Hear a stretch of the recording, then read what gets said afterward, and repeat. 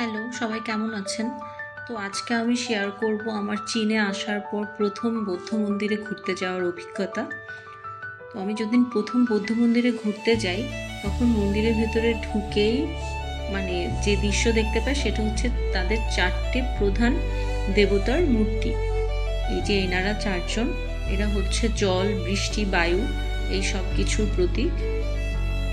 অনেকটা হিন্দু ধর্মশাস্ত্রের সাথে মিল রয়েছে।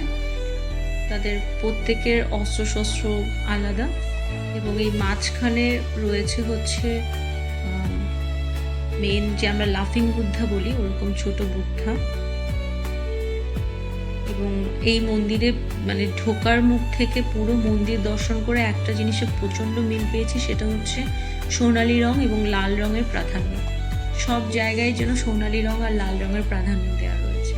এবং লাল রং যেহেতু মানে চোখটাকে প্রচণ্ড টানে, তো পুরো জায়গাটা এত কালারফুল লাগে, ভীষণ সুন্দর দেখতে লাগে। এবং মন্দিরে যে দেখতে পাচ্ছেন প্রত্যেকটা ঠাকুরের সামনে এদের 3টে করে সোফার কুশনের মতো অংশ দেয়া থাকে। আর আমরা যেরকম হিন্দুরা দেবতাদের উৎসর্গ করে বিভিন্ন রকম ভোগ সামগ্রী প্রদান করি, এরা হচ্ছে বিভিন্ন রকমের সফট ড্রিঙ্কস আর চকলেট এইসব প্রদান করে এবং সেগুলোকে সুন্দর করে অর্গানাইজ করে সাজিয়ে সাজিয়ে রাখে, যেটা দেখতে ভীষণ চোখ কাড়ে। আমি বারবার সেটাই দেখছিলাম। আর ওই সোফার কুশনগুলো যেগুলো রাখা থাকে সেগুলোর উপর হাঁটু গেড়ে বসে তারা প্রার্থনা করে। মন্দিরের কাঠের অংশগুলোতেও প্রচুর রকমের কারুকাজ করা ছিল এবং ছোট ছোট আরও মানে প্রধান বুদ্ধের আন্ডারে আরও যে 18 জন বুদ্ধা রয়েছে তাদের মূর্তি ছিল। তাদের মধ্যে কিছু কিছু পার্থক্য রয়েছে বিভিন্ন রকমের।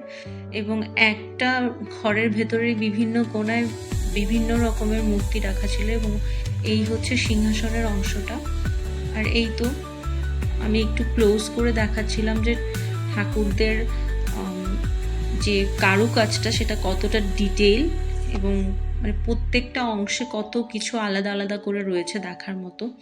তো আমার তো মনে হয় কেউ যদি বেড়াতে যায় তার একদিন পুরো সময় চলে যাবে মন্দির দেখতে দেখতেই, যদি কেউ ভালো করে দেখতে চায়, কারণ প্রচণ্ড কারুকাজ রয়েছে এবং প্রচণ্ড সুন্দর। প্রত্যেকটা জায়গায় আলাদা আলাদা রকমের সূক্ষ্ম কারুকাজ রয়েছে এবং এরা লাইটের ব্যবহারও করেছে ভীষণ সুন্দর করে। মন্দিরে এই অংশটা কি আমি ঠিক জানি না, তবে প্রায় প্রত্যেকটা ঠাকুরের সামনে এরকম একটা চেয়ারের মধ্যে গোলাকৃতির অংশ দেখতে পেয়েছি। আমি একটু উপরের ভিউটাও দেখানোর চেষ্টা করছিলাম। এই মন্দিরটা অনেকগুলো ফ্লোরে বিভক্ত এবং আপনি খানিকটা করে উঠবেন এবং একটা ফ্লোরে এরকম একটা বড় ঘরের মধ্যে অনেকগুলো করে মূর্তি রাখা এবং প্রত্যেকটা দেয়ালে প্রচুর পরিমাণে ফ্রেস্কো আর মুরাল দিয়ে ঘটনাগুলো তুলে ধরা হয়েছে বৌদ্ধ ধর্মের। এবং যেটা চাইনিজ ভার্সন, চিত্রগুলো দেখলে দেখবেন যে মুখাকৃতিগুলো অনেকটাই চাইনিজ আদলের।